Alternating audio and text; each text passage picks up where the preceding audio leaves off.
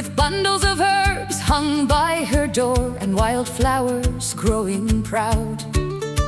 The village simply called her Lynn, though few knew all the rest. Most swore she looked displeased with life, she simply looked perplexed. The baker swore she disliked folk, the butcher quite agreed. Yet every time they sprained a wrist, guess whose door they'd quickly seek?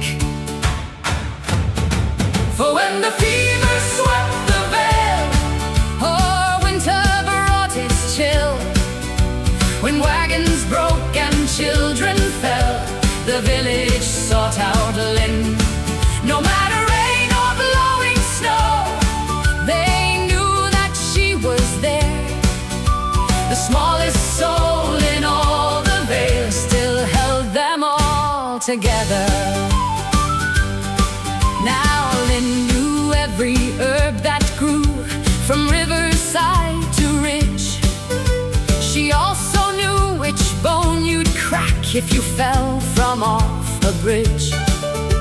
The blacksmith slipped beside his forge and landed with a yell. Lynn glanced once and calmly said, "The radius as well."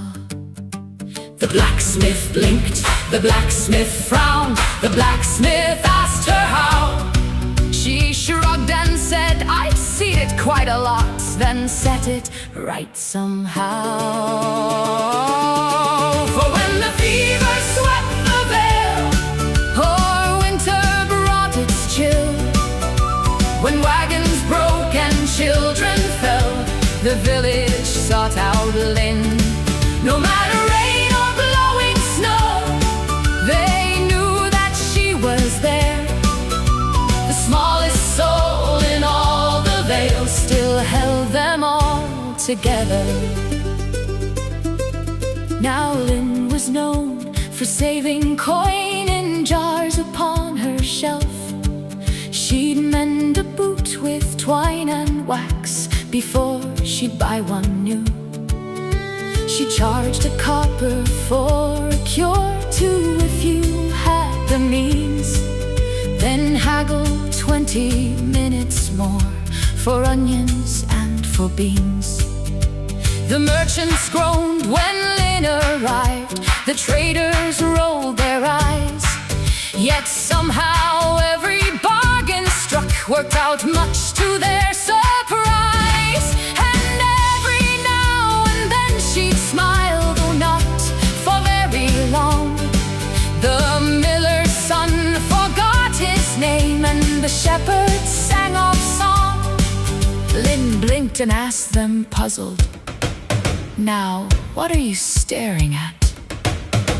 Which only made the poor lads blush and stumble where they sat.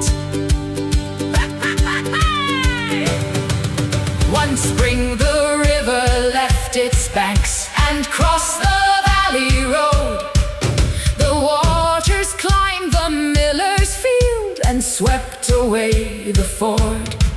While others gathered by the flood and argued what to do, Lynn grabbed her rope and bandages and quietly walked through.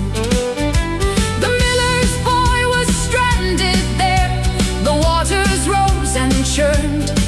Lynn brought him home half frozen stiff and scolded him in turn. They called her brave. For many weeks Lynn frowned and shook her head. The boy was cold, was all she said, then checked his arm instead.